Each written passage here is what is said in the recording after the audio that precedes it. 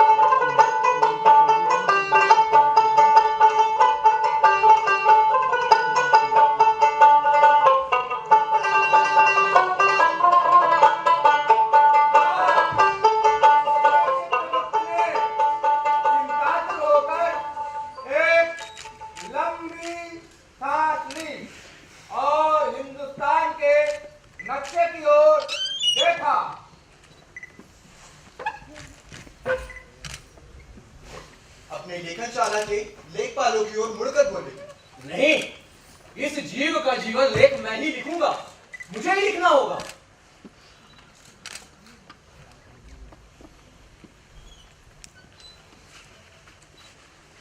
भारतवर्ष के मानचित्र में बिहार प्रांत के पूर्णिया जिले के उजाड़, झाड़, झंखाड़ और जंगली इलाके वाली भूमि पर उंगली डालकर बोले, यहाँ इस गांव में एक ऐसे जीव को भेजा जा रहा है जो एक ही सा सुर और असुर, सुंदर और असुंदर, पापी और विवेकी, दुरात्मा और संत, आदमी और सांप, जड़ और चेतन सब कुछ होगा। धरती की मांग पर विशेष रूप से इसे भेजा जा रहा है। अतः 4 मार्च 1921 शुक्रवार को उस औराही हिंगना गांव में जब आम की डालियां मधुमय मंजरियों से झुक गई, फगुनिया हवा मधु से माती धूम मचाने लगी, तो नकबेसर लेकर उड़ भागने वाला कागा अचानक अमंगल की आशंका में अशुभ और डरावनी भाषा में बोला,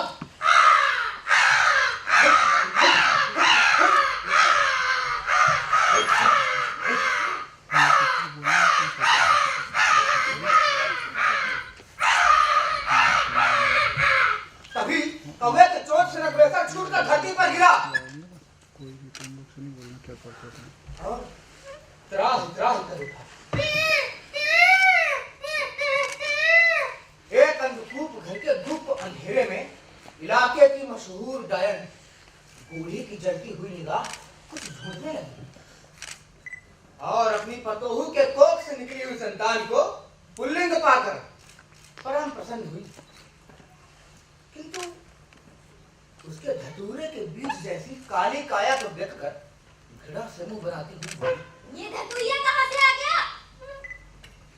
छठी की रात तक चित्रगुप्त जी लेखनी थाम कर बैठे रहे। श्रीमान धतूरी नाथ को छठी के एक दिन पूर्व से ही छींकें आने लगी। गायन दादी ने चांद मड़वा नामक प्रसिद्ध वनौषधि की कोमल पत्ती को घी के चिराग में सेककर इनके ब्रह्मांड पर रखा, किंतु नवजात शिशु के रोदन और छींकन में कोई कमी नहीं। दादी घबराई। चांद मड़वा की पत्ती भी नहीं मानती सर्दी। और बच्चे की आवाज जब बिल्ली के मरियल बच्चे की तरह सुनाई पड़ने लगी तो उसके 6 दिन के बाद से रहा नहीं गया। बुढ़िया घोड़े पर सवार एड़ लगाई कि घोड़ा हवा। शहर पहुंचा। गोपाल डॉक्टर बाबू साहब के सामने हाथ जोड़कर विनय की मुद्रा में सब हाथ सुनाए। डॉक्टर गोपाल बाबू साहब ने अलमारी से एक बोतल निकाल दी जिस पर लोहे के तार में जाली मड़ी हुई थी और लेबल पर अंग्रेजी में एक कलापूर्ण दस्तखत किया गया था। दवा की पहली बूंद मुंह में पड़ते ही वो मुस्कुरा पड़ा, आंखें मूंदे ही। दवा की जो 4 बूंदें उसे गिनकर चटाई गई थी उसमें अमृत की एक ही बूंद थी। बाकी 3 बूंदों की आग को उस नवजात नीलकंठ ने अपने नन्हे से कलेजे पे छेड़ लिया। कहा भी गया है, होनहार वीरवान के होठ चीखने पार सियारों के दल ने करुण सुर में सामूहिक विलाप करना शुरू कर दिया। मरघट के बूढ़े पीपल पर बैठे लोलुप और उत्कर्ण राजगिद्ध ने निराश होकर डरने झटपट आए।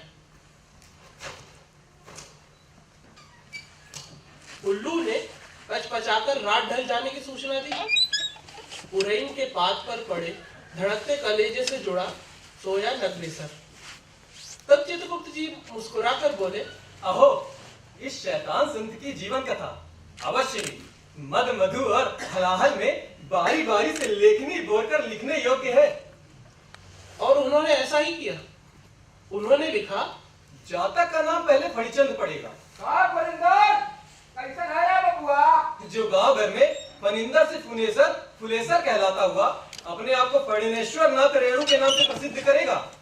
चूंकि जातक ने छठी की रात को दूध के बदले नीट यानी निखालिस जॉन एक्सा नंबर 1 पान किया है, इसीलिए 6 वर्ष की उम्र में ही सीसी बोतल पर रखे हर तरल पदार्थ को पीने की चीज समझेगा। सुख संचारक की कंपनी की मशहूर दवा सुधा सिंधु हो या डॉक्टर एसके बर्मन का अरकपूर काफ अथवा लखी विलाम चाय की रासन तेल, चूंकि इसके ब्रह्मांड पर चांद मड़ुआ की सेकी पत्तियां डाली गई थी, इसीलिए जड़ी बूटी के नाम पर भांग धतूरा गांजा चरस चंडू अफीम सखियां सेवन करके सिद्ध होने की चेष्टा करेगा। वैष्णव परिवार पर जन्मे हुए शांत प्रकृति के पुत्र की बाल लीला देखकर इसके माता पिता चिंतित रहेंगे। सिर में तेल और आंख में काजल लगाने के डर से भागकर धान खेती में सारा दिन धान रोपने वाले मजदूरों के साथ कीचड़ पानी में मछली और केकड़ा पकड़ता फिरेगा। घर पहुंचकर गुनगुनाती हुई आग में डालकर उन्हें भुनेगा। जलते हुए जीवों की चिड़ाइन गंध वैष्णव परिवार के चोया चंदन धूप धुना में सुगंधित वातावरण पर छा जाएगी। नकबेसर लेकर भागने वाले कागा के शाप से ये प्रेम वाण से घायल होकर विरह कथा से तड़प तड़प कर महीनों रत जगा करके सपनों के जाल बुनेगा। आलस की बुनियाद उन्हीं दिनों पड़ेगी। इस कारण जीवन यात्रा पथ में जवानी में कदम रखने के बहुत पहले ही जहां छांव दिखेगी वही जीवन पर सुस्ताना चाहेगा। आलसी, कामी, क्रोधी यह मनुष्य पहले दर्जे का लोभी होगा। चूंकि इसने शुक्रवार को जन्म ग्रहण किया है, इसलिए इसका शुक्र प्रबल रहेगा और इसके प्रबल प्रताप से हर तरह के सु और कुकर्म का भागी हो सकता है, अर्थात चोरी डकैती से लेकर हत्या के इल्जाम से लेकर चीटिंगबाजी और चमचोरी तक। नकबेसर वाली ने अपने नकबेसर को फिर से पाकर आनंदा तिरेक में अपनी आंखों से लगाकर अपने कलेजे से लगा लिया था, इसलिए थोड़ा पुष्प, कुछ यश और स्वल्प अर्थ भी अर्जन करेगा। वाह, हो गया? हाँ? कुछ बचा? नहीं सब लिखा है। ये लीजिए। कहाँ जा रहे हो? छाता लीजिए बता। अरे रुक लो भाई, कोरोना का जमाना है, थोड़ा सा हाथ तो सैनिटाइज कर लें तो। हाँ, जब तक दवाई नहीं तब तक कोई ढिलाई नहीं। अब ले लीजिए। कहाँ जा रहे हैं ये तो बता दो। ये जो अभी कर्म दंड लिख रहे थे गुड़ गोबर किए हैं उसको भोगने भी जाना पड़ेगा। चित्रगुप्त जी ने जो जीवन लेख लिख दिया वो भला कैसे लिखे? इसलिए मुझे उनकी स्क्रिप्ट के हिसाब से चलना पड़ रहा है, चल रहा। इसलिए जीवन राह में मुझसे जो कुछ भी बुरा या भला होगा उसकी जिम्मेदारी मेरी नहीं होगी, क्योंकि लिखने में तो कुछ लगता नहीं है। उनको भी कुछ नहीं लगा, कलम उठाई और लिख दी। लेकिन भोगना पड़ता है अदा करने वाले को। और फिर जीवन के सुख और दुख को भोगने के लिए बनाई गई इस माटी की काया का भला इसमें क्या दोष?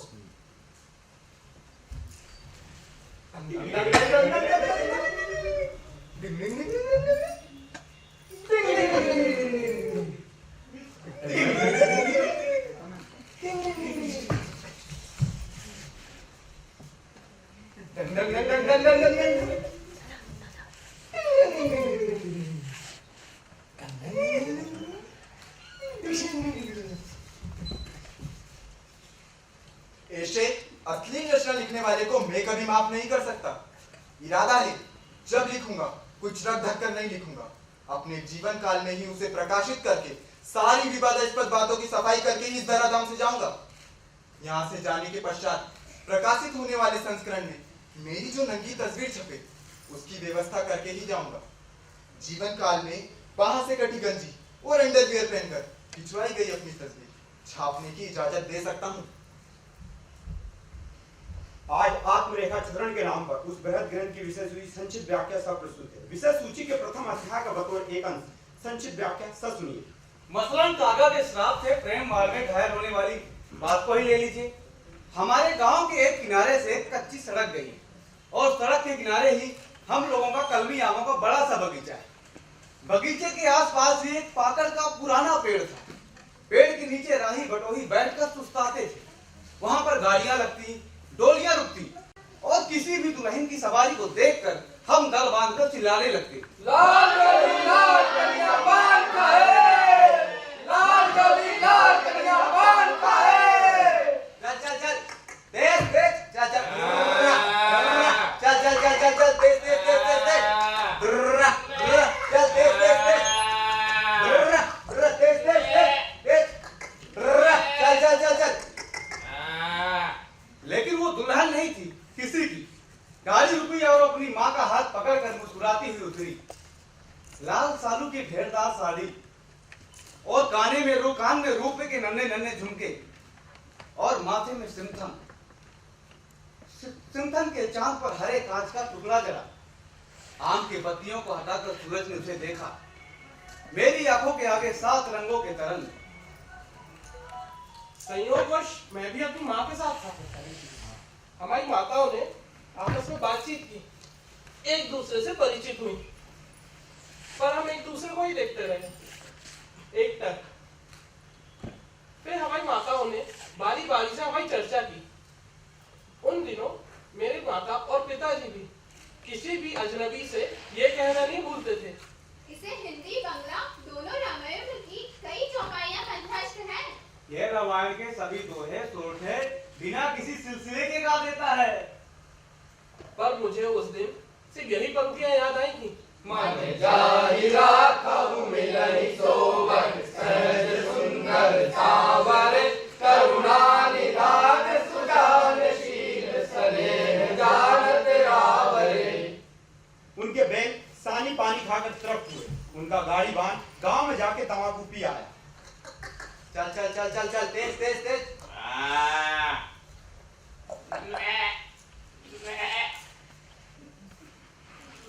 चल चल चलो चलो तेज तेज तेज। मुझे लगा मेरा सब कुछ जा रहा है। मैं जोर जोर से रोना चाहता था। चल चल चल चल चल चल चल चल चल चल चल चल। मैं भगवान से विनती करने लगा कि गाड़ी का पहिया टूट जाए, थोड़ी देर के लिए सही, और भी लग जाए गाड़ी। पर दूर जाने वाली गाड़ी ऐसी ढीली ढाली नहीं होती। चल चल चल की मनोती कबूल कर खराब हो जाए। उसने चलते चलाते अंतिम बार मुझसे आंखें चार की। चल चल चल चल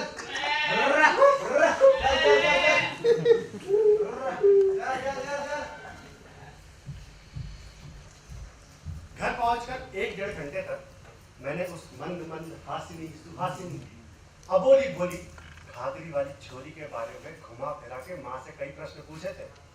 खाते खाते मैंने माँ से पूछा, माँ ए माँ, उन लोगों ने खाने में क्या खाया होगा? पूरी तरकारी और हलवा। अब यह कौन बताए कि उन लोगों ने क्या खाया होगा? वैसे तू इतने प्रश्न क्यों पूछता है? वो छोरी तुझे पसंद नहीं है? विवाह करेगा? धत धत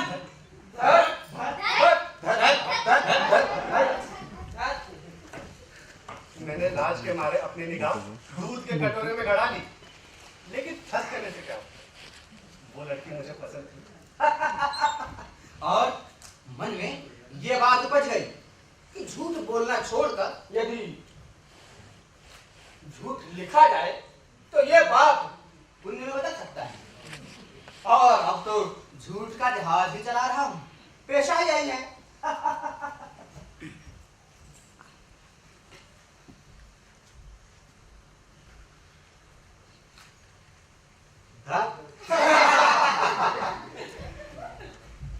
मगर आज अपने बारे में कुछ लिखते समय करीब आधा दर्जन लोगों की यारों की याद आ गई।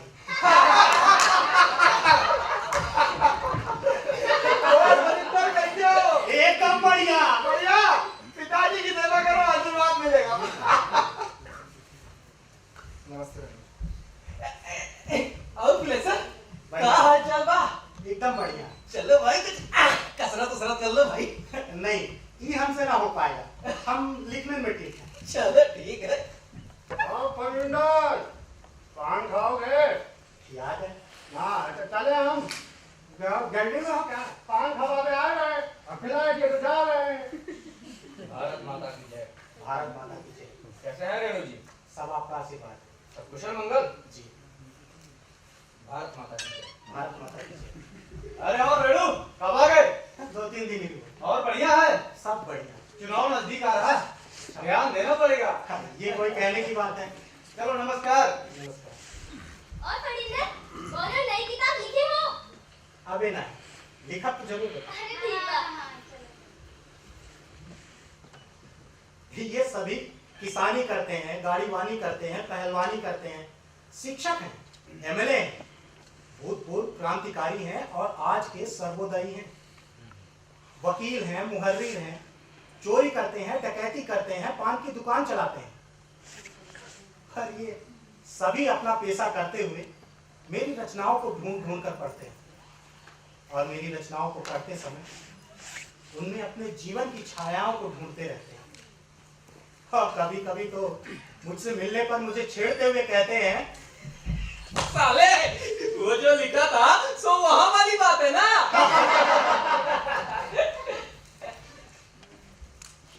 किंतु एक बार तो मेरे पूज्य शिक्षक ने मुझसे पूछ ही लिया था। रेणु, अच्छा एक बात बताना तो, वो जो अफीम खाकर आत्महत्या करने वाली घटना है, उसकी कहीं कोई छाया अथवा उसके मूल में जो कहानी थी तो? उनके इस प्रश्न पर मैं विद्युजनोचित हंसी नहीं हंस सका। सर पकाकर और संकोच में उनसे बस इतना ही कह पाया, सर शायद उस अप्रिय और मूर्खतापूर्ण घटना की ग्लानि के कारण मैं उसे भूलता गया। और सच कह रहा हूँ सर, अभी आपने कहा तो मुझे अचानक से याद आया। तो कहने का तात्पर्य ये है कि अपने बारे में अथवा आत्म परिचय देने वाले लेख में जहां भी मैंने किसी बात या घटना को जरा भी तोड़ा या मरोड़ा, वे सभी जो जहां है मुझे गालियां देंगे और कई दोस्तों से हार जीत की बाजी लगाकर प्रतिज्ञाबद्ध हूं, अपने बारे में जब लिखूंगा बेपर्द होकर लिखूंगा। अपने जीवन काल में उसे प्रकाशित करने का भी साहस भले ही ना हो, जीवन लीला समाप्ति के बाद उसे छपाने की अनुमति किसी भी प्रतिष्ठित और जिम्मेदार प्रकाशक को दे जाऊंगा।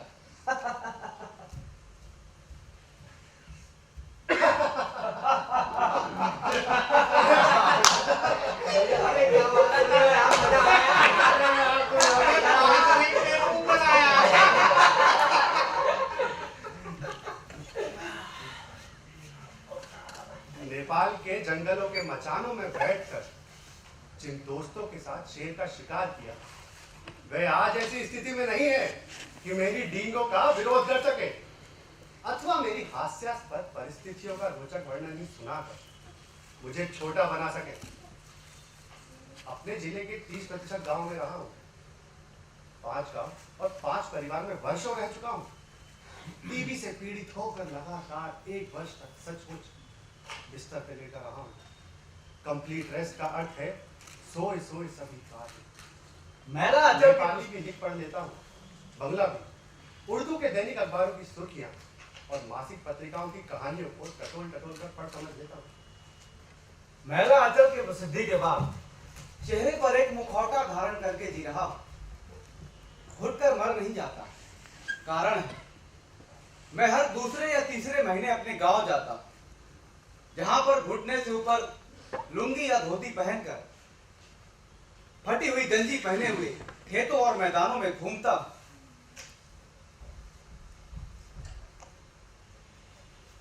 अरे फनिंदर कब आ गए? बस वहीने आई बा। अरे घुमा गांव, जा जा घुमा। का हो कोबर से आ गई ना? आ गई यार।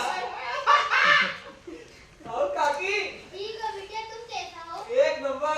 आ गई लू शहर से फनिंदर। आ गई लू। कहाँ जाते धोती उठा के? जा रहे घर के।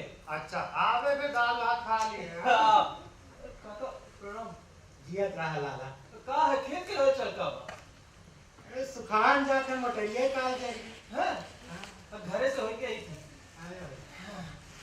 तुम्हारी तो जय हो। तुम्हारी भी जय हो। और काका तो आ गई तो जहाँ अश्लील से अश्लील कार्यों के बगैर कोई किसी से बात नहीं करता। पशु और पक्षियों तक की माँ से भी निकटतम संबंध स्थापित करने की तमन्ना होती है यहाँ के लोगों में। जी हाँ, परमेश्वर भी देते हैं, लोग उन्हें भी देते हैं। अश्लील से अश्लीलतम घटनाएं जहाँ दिन रात घटती है, एक से एक चोरी, एक से एक क्राइम। जी हाँ, परमेश्वर भी कर चुके हैं। गांव जाकर मुखौटा उतार कर ताजा हवा में फेफड़े मजबूत कर लेते हैं। सूरज की आंच में अंग प्रत्यंग को सेकाते हैं परमेश्वर। ए दूरी बैठा है। हो शिपू भैया, रात के बहुत आवाज आवत रही कमरा से, भौरी पिटाई करत रही का।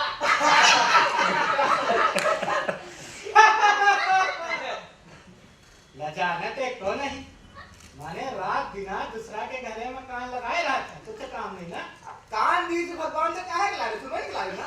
अब आप सुमेशरा के लड़के नहीं तो कहा तुमका रात के साथ भैंसिया ढील के सगा खेत चरा लेते हैं। अब ओकर बियाह नहीं पाया ना, यही से भौजी मारत रही है। उनका दूरी में है। ए बड़ा दुख है, खींचा आ रहा हमारे ऊपर यार, मंजन करना नहीं आता। दूर आओ। हमारे गांव में बांस की झाड़ियों या मैदानों की ओर लोग मुक्त कर छुपके निर्गत होते हैं ना, फिर पटना आते समय भद्रता का मुखौटा ओढ़ लेते हैं फणीश्वर। अब इससे उतार फेंकना चाहते हैं।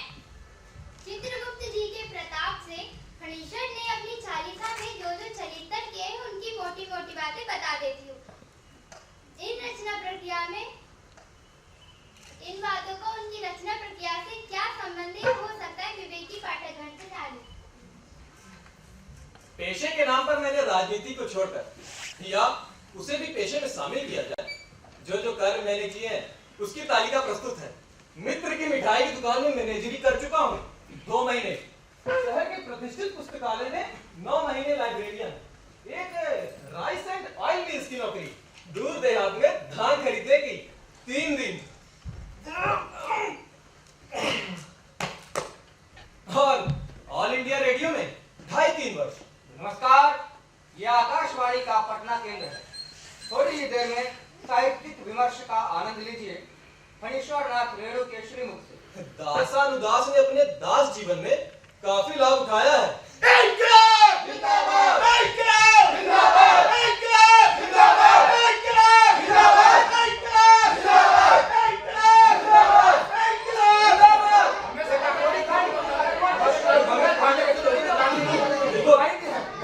राजनीति में स्टूडेंट फेडरेशन से लेकर किसान सभा, मजदूर आंदोलन, 2 मुल्कों की आजादी के आंदोलन में सतत सक्रिय भाग ले चुका हूँ। गुरिल्ला लड़ाई लड़ चुका हूं।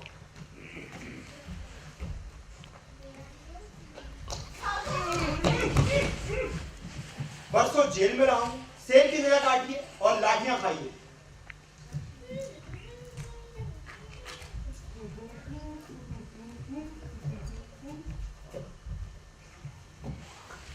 अरे ये क्या हो रहा है गांव में?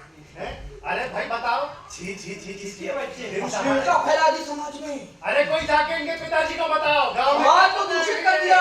बच्चे के नीचे कहीं को देख के कोई संस्कार आपकी चीज चाहिए। तुम आंखें बंद करो अपनी। प्रेम नहीं, प्रेमों में पड़े हैं। प्रेमी बनकर 3-4 सालों तक प्रेमी के निरालेपन। यहाँ इन्हें पंडित राधेश्याम कथावाचक अभिमन्यु नाटक का वह गीत बहुत गाने का मन कर रहा है। गा लेंगे दीजिए जरा सस्वर। देखो प्रेमों का पंथ निराला,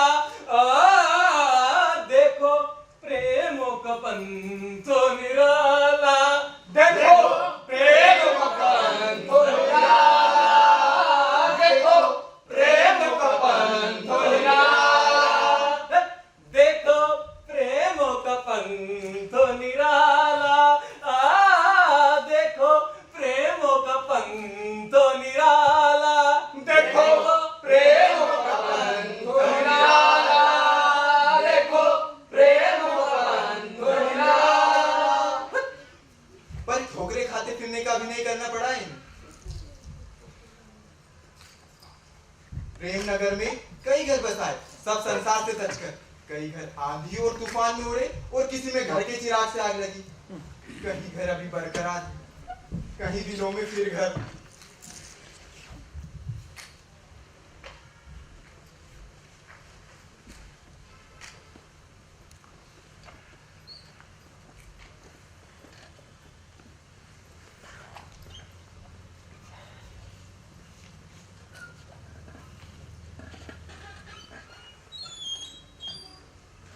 साहित्य पठन पाठन रामायण महाभारत पंचतंत्र से शुरू करके मेला छपनी, बेटी बेचुआ, बटोहिया, नंदी घोजिया, विदेशिया, बेताल 25, सिंहासन 32, बकौल मरहूम विमल मामा के।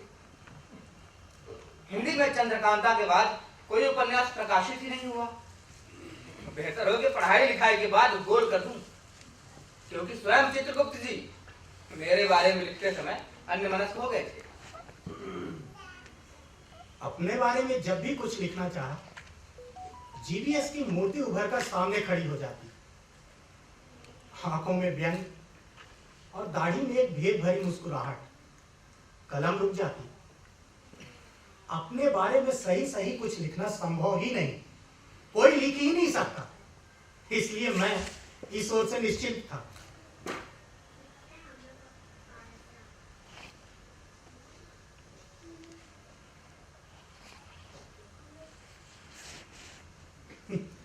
मित्रों ने आईने के सामने मुझे नंगा होने के लिए कहा,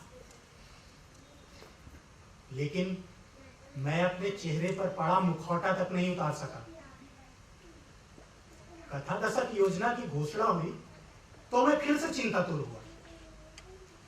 कथा के साथ 2 तस्वीरें चाहिए थी, एक बाहरी सूरत की और दूसरी भीतरी सूरत की, या फिर कथा के साथ 2 तस्वीरें। भाई मार डाला। भाई राम कुमार ने कई स्केचों के माध्यम से आत्मकथन प्रस्तुत करे और मेरा दिल ईर्ष्या के मारे जलने लगा। मन कुंठित हो गया मेरा, कलम कटा गई। तकाजे की ध्वनि क्रमशः तीव्र से तीव्रतर होती चली गई। क्या करूं, आंकना नहीं आता। दुहाई रविंद्रनाथ, रक्षा करो गुरु। दुहाई रविंद्रनाथ, रक्षा करो गुरु। स्मृति पटे जीवने छवि के आखिए जाए जानिए। जीवने बाहिरे छवि दीगने छवि आकाश चलते थे। कवि की इन पंक्तियों को पढ़कर अवसाद दूर हुआ। मैंने भी अपने स्मृति भंडार के दरवाजे पर लटकता हुआ ताला खोला, किंतु द्वार खोलिया देखी ना, जीवो ने स्मृति। जीवों ने इतिहास में तहा एक अदृश्य चित्रकारेर स्वहस्तेर रचना। 6-7 साल की उम्र में मैंने अपने पिताजी को अपने बारे में बड़े सहज ढंग से एक अद्भुत कहानी सुनाई। टटके और घनघोर आर्य समाजी पिता के चेहरे पर हवाई उड़ने लगी। उन्होंने मां को बुलाकर कहा, सुनती हो? सुनती हो? क्या है? बोलो। सुनो ये क्या कहता है। मैंने भी मां को स्पष्ट शब्दों में कह दिया, तुम मेरी मां नहीं, मेरी मां ने मुझे मिट्टी की हंडी में बंद करके नदी में डाल दिया था। बहते बहते हंडी घाट पर जा लगी, इसीलिए मिला हूं मैं। मां ने पिताजी को उलाहना देते हुए कहा, मैं मना कर रही थी ना, बच्चे की बोली साफ साफ टूटी नहीं कि रामायण और महाभारत पढ़ाने लगे। उसी का नतीजा है माथा ना खराब हो जाए बच्चे का। मैंने जारी रखा, मुझे पूर्व जन्म की बातें याद है। मैं स्कूल में पढ़ता था। आहा, कितना सुंदर था हमारा स्कूल। चारों तरफ रंग बिरंगे फूलों की क्यारियां, पोखरे में पुरैन के फूल। एक दिन मैं फूल लोढ़ने के लिए, हे भगवान, ये क्या हो गया तुझे? इधर आ, बैठ।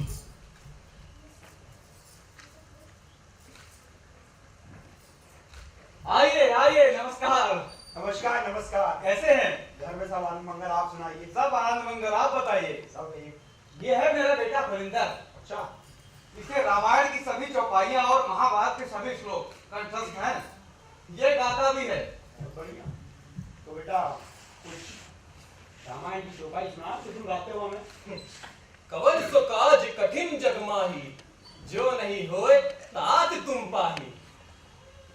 वाह बेटा, महाभारत का कोई श्लोक सुना जो तुम्हें याद हो।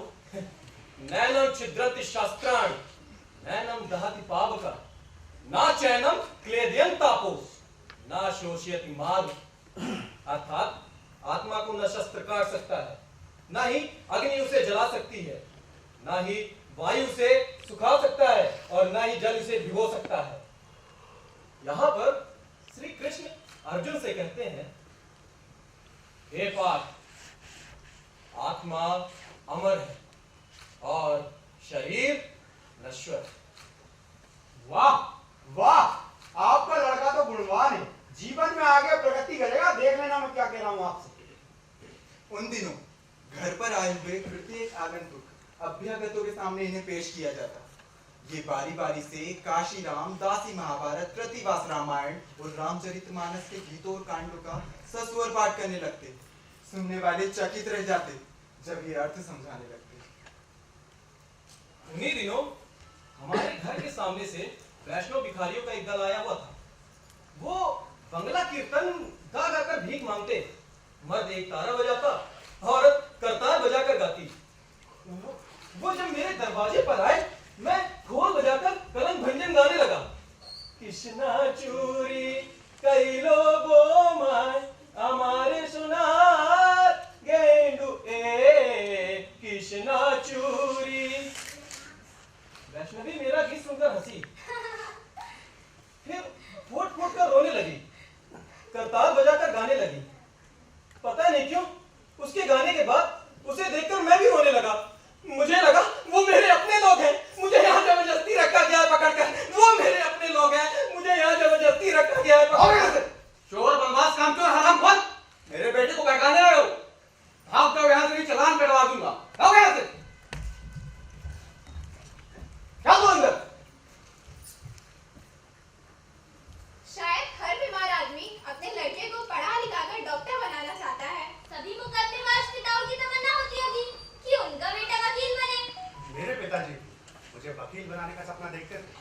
कचहरी से लौटकर आते और वे निशी बाबू, तारा बाबू, हसन इमाम वगैरह वकील बैरिस्टरों के जिन्हें बहस का जीता जागता चित्र हमारे सामने उपस्थित कर देते थे।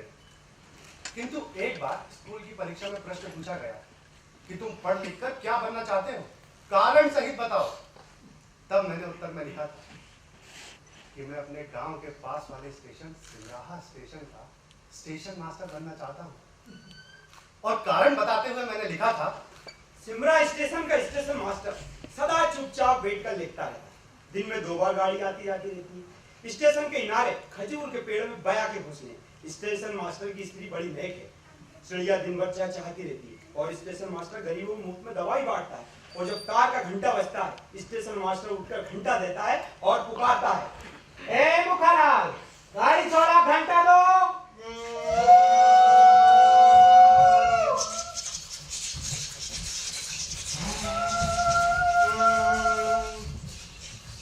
पढ़ लिख कर मैं डॉक्टर नहीं बना, वकील नहीं हो सका, सिमराहा स्टेशन का स्टेशन मास्टर भी नहीं बन पाया।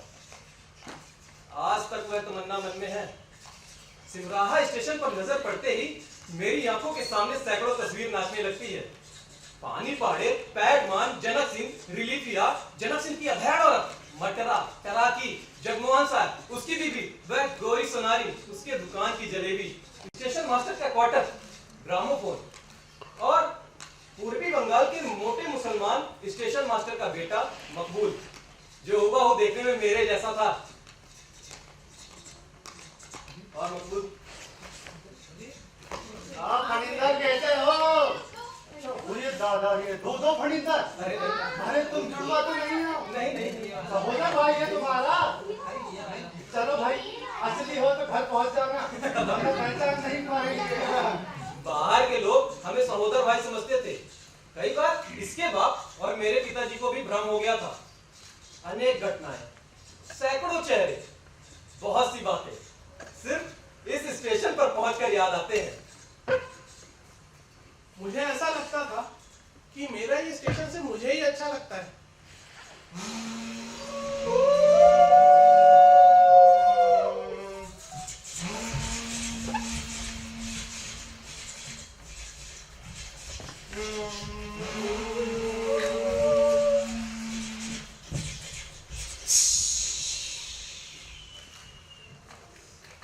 वाओ, कितना सुंदर है, सचमुच बहुत ही सुंदर है। Oh my God, what a hello. क्या स्टेशन है, क्या स्टेशन। अपनी इस फिल्म का शूटिंग हम यहीं पे करेंगे। देखो जी सर। यहाँ से कैमरा लगाएंगे। जी सर। ये सामने वाला पेड़, बिल्कुल सर, आ जाएगा। और वो गलियां, बिल्कुल बिल्कुल। और ये सामने वाला घर, जी सर। सब कुछ दिखाएंगे। बिल्कुल सर। और सबसे पहले ये, बिल्कुल सर। यहाँ से हीरोइन आएगी, ये आई हीरोइन। और हीरो आएगा यहाँ से। ये आया, हीरो हीरोइन दोनों आपस में मिले। क्या शॉट है।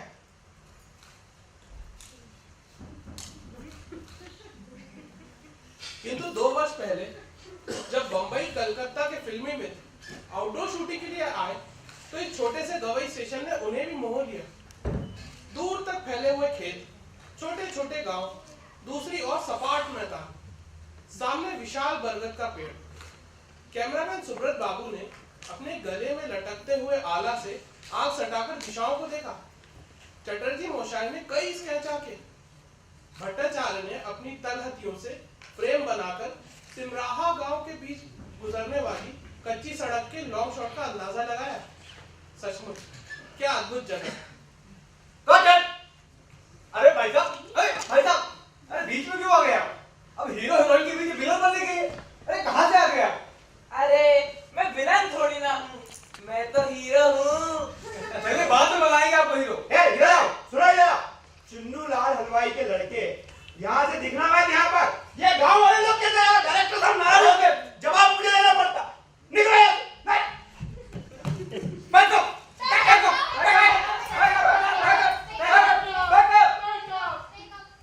सिमराहा स्टेशन के प्रति मेरे गुप्त प्रेम की बात सिमराहा का बद्री भगत भी जानता था। तो वो मेरा हमउम्र नहीं है, मुझसे 3-4 साल का छोटा है। पान खा खा के उसके दांत कत्थई हो गए, लेकिन नॉवेल पढ़ पढ़कर और सिनेमा देख देख कर वह आज एक विज्ञ पाठक और प्रौढ़ दर्शक हो चुका है। वो मुझसे जब भी मिलता है पूछता है, अरे भाई साहब, आप जो स्टेशन के बारे में कहानी लिखे थे वो तो छपी नहीं, क्यों नहीं छपी? ऐसा करिए, उसका नोवेल बना लीजिए, आप 1 नंबर आएगा। बद्री ठीक कहता है, मुझे एक नॉवेल लिखना होगा। रामायण, महाभारत, प्रेम सागर, पंचतंत्र आदि मोटे ग्रंथों के अलावा सप्ताह में आने वाली पत्र पत्रिकाओं की याद आती है। वेंकटेश्वर समाचार, रंगपुर पत्रिका, सैनिक, प्रताप, प्रवासी, वेंकटेश्वर समाचार, हितैषी। हितैषी मुझे इसलिए प्रिय है, वो हमारे गांव से 8 माइल पश्चिम सिमरबड़ी गांव में प्रकाशित होती है। हस्तलिखित नहीं, सुमुद्रित सचित्र मासिक पत्रिका। इसके पाठक और श्रोता अफ्रीका, फिजी और मॉरिशस में भी हैं। इसके संपादक श्री रामदेनी तिवारी जी से मेरे पिताजी का घनिष्ठ परिचय है। पिताजी हमेशा उनके बारे में कहते रहते हैं। तिवारी जी कविश्वर हैं, सुराजी हैं, नाटक खेलते हैं, नाटक लिखते हैं, किस्सा लिखते हैं। तिवारी जी हास्य रसावतार हैं, जहां रहते हैं सबको हंसाते रहते हैं। ये देखो इनकी नई किताब, भैया जी की घोड़ी। दिन दिखाड़े खेत उजाड़े, बची न लड़का तोड़ी, भैया जी से बढ़कर निकली भैया जी की घोड़ी। भैया जी अर्थात जमींदार का पटवारी। जमींदारों के प्रबल प्रताप के जमाने पर, जमींदारी प्रथा पर, जमींदारों पर ऐसा करारा व्यंग्य और ऐसी यथार्थवादी कहानी, और वही था पहला उपन्यास जिसे जीवन में मैंने पहली बार पढ़ा था। 1930 नमक कानून तोड़कर विदेशी वस्त्रों की दुकान पर, शराब की भट्टी पर धरना देने वाले देश के सेवक जेल जा रहे थे। सुराजियों को आश्रय देने वालों को पुलिस वाले परेशान करते। ऐसे ही दिन हाथ में तिरंगा लिए एक वॉलेंटियर के साथ अधेड़ व्यक्ति हमारे घर पर आए। पिताजी प्रसन्न हुए। आइए आइए आइए, नमस्कार, कैसे है? तिवारी जी आए हैं। तिवारी जी द्विजदिनी जी, हितैषी के संपादक, शिव विवाह नाटक और भैया जी की घोड़ी के लेखक। भक्तिपूर्ण प्रणाम करने के बाद मैंने उन्हें राष्ट्रीय सिंहनाथ नामक किताब से रटी हुई एक कविता सुनाई थी। सुन लो भैया केसुराज।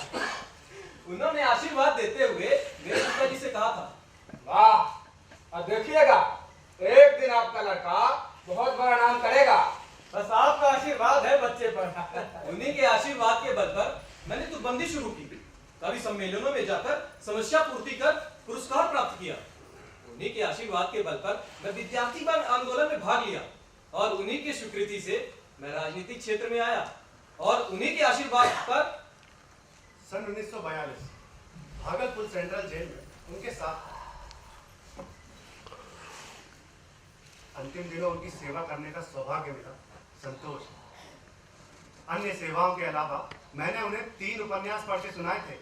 प्रेमचंद्र का गोदान, रविंद्रनाथ का योगा योग और अज्ञेय का शेखर एक जीवनी।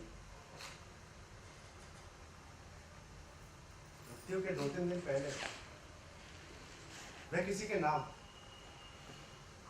शायद अपने पुत्र के, एक पत्र लिखना चाहते थे।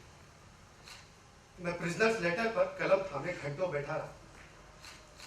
वह चित्त लेटे अपनी नाक पर उंगली रखे कुछ सोचते रहे और बहुत देर एक लंबी सांस लेकर फिर बोले,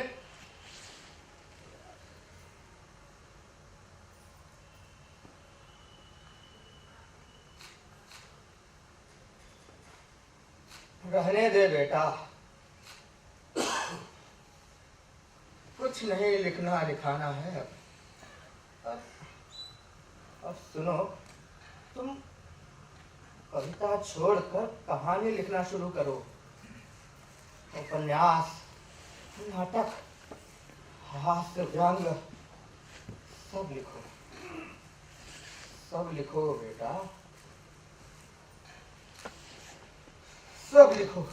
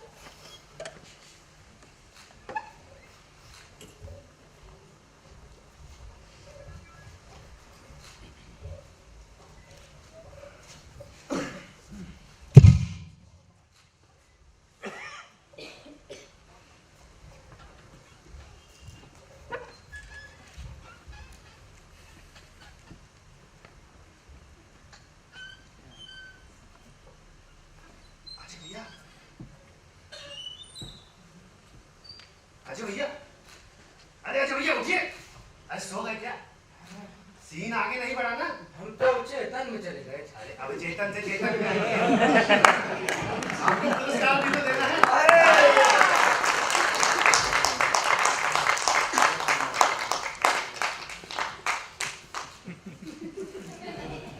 मैला आंचल प्रकाशित होने के बाद, प्रकाशन समारोह के बाद, मैं रात भर फूट फूट कर रोता कि भाई पिताजी दोनों में से कोई नहीं रहे यार, वो होते तो।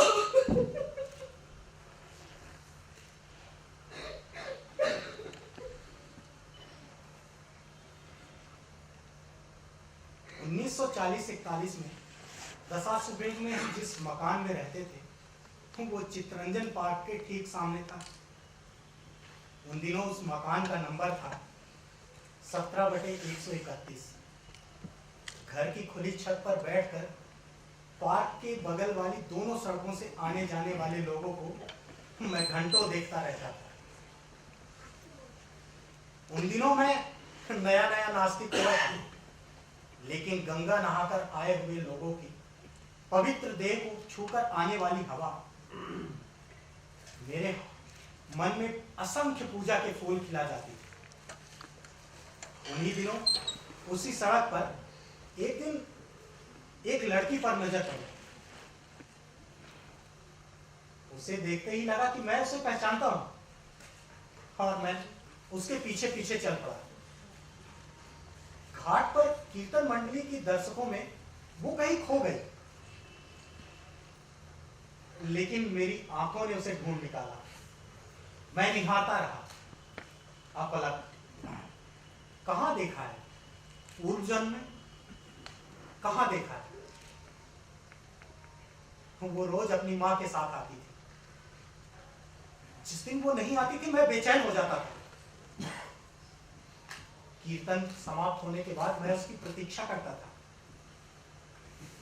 और फिर उस पर दृष्टि पड़ते ही मेरे रोम रोम बज उठते थे और मैं उसके पीछे पीछे कालीस्थान गली होते हुए अंधी गली तक। मैंने उसका घर देख लिया था, उसका नाम भी जान लिया था। दिन रात उसी की चिंता, उसी का ख्याल। 1 साल तक उसके प्रेम में मैं पागल होकर उसके पीछे घूमता रहा। वो जहां भी जाती, गदोलिया गली, बांस फाटक, हम साथ होते और हमारी आंखें चार होते ही उसका चेहरा लाल हो जाता और मेरी कनपटी गर्म हो जाती, कलेजे की धड़कन बढ़ जाती थी। लेकिन उससे मैं कभी कुछ कह नहीं पाया, कभी साहस ही नहीं। एक दिन एक मिठाई की दुकान पर उसने मुझसे कुछ कहते कहते रुके।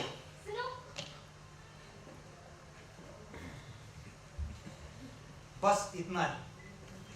और फिर एक दिन अचानक से वो कहीं खो गई।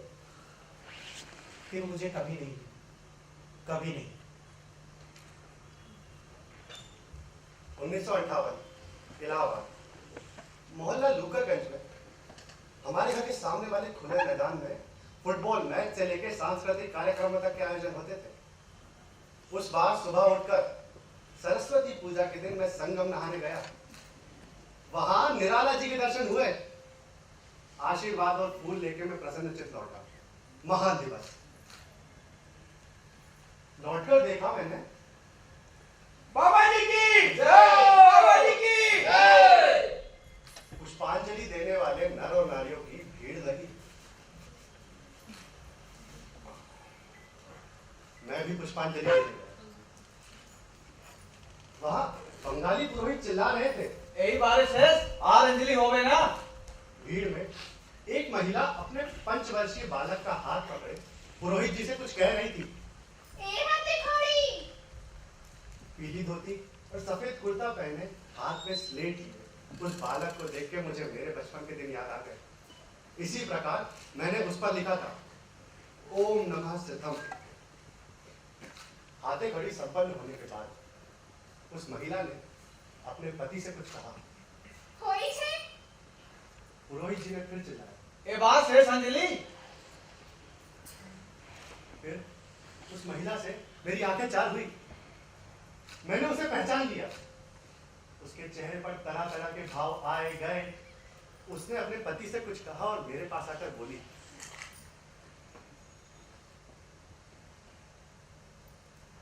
চিনি চিনি মনে হচ্ছে। ना, आप मुझे नहीं पहचानते।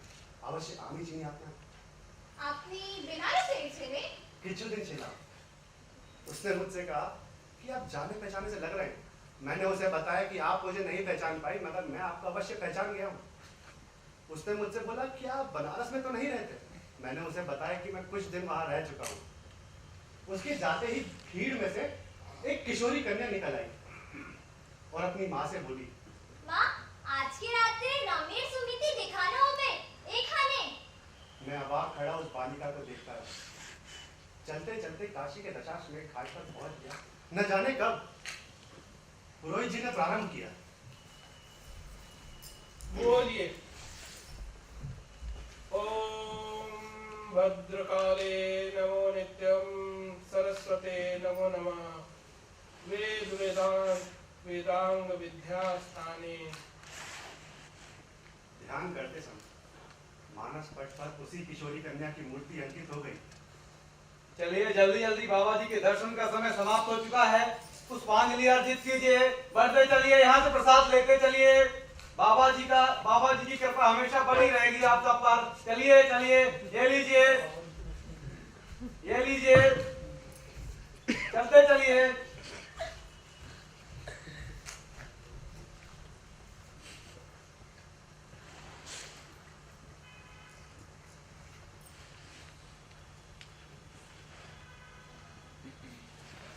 साहित्य रचना स्कूल कॉलेज की मैगजीन को छोड़कर 1945 में कलकत्ता के विश्वामित्र में मेरी पहली कहानी प्रकाशित हुई, बट बाबा।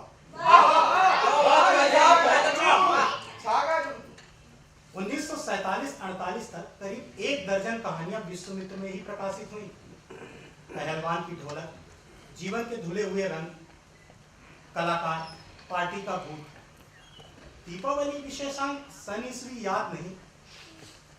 1948 में पटना के साप्ताहिक जनता में रिपोर्टाज लेखन, जय गंगा और बाढ़ पर आधारित डायन कोसी, एक टू आस्ते आस्ते और एक शरणार्थी कैंप में लिखित पत्र जिसे मेरे संपादक मित्र ने छाप दिया। और उस पत्र के छपते ही पार्टी के बाहर वहां के स्थानीय साहित्यकारों में हाहाकार मच गया।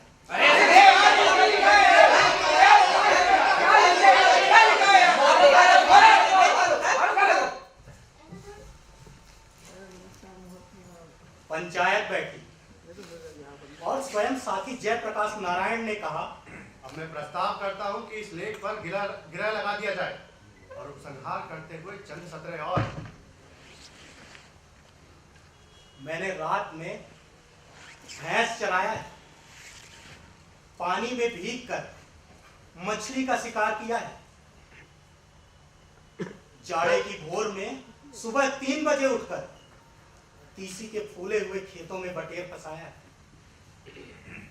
कलाली भट्टी में बैठकर दारू पी पी कर झूम झूम कर गीत गाया है, बारातों में घोड़ा दौड़ाया है, गांव वालों के साथ सर में पगड़ी बांधकर लाठी से बाघ का शिकार किया है। बोलो हे पंचों अर्थात औराही हिंगना के निवासियों, क्या मैं झूठ कहता हूं? बोलो बोलो।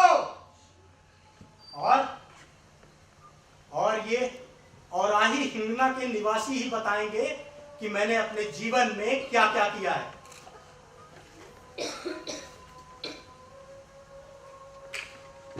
लेकिन मैंने अपने जीवन में जो कुछ भी किया है, सुकर या कुकर,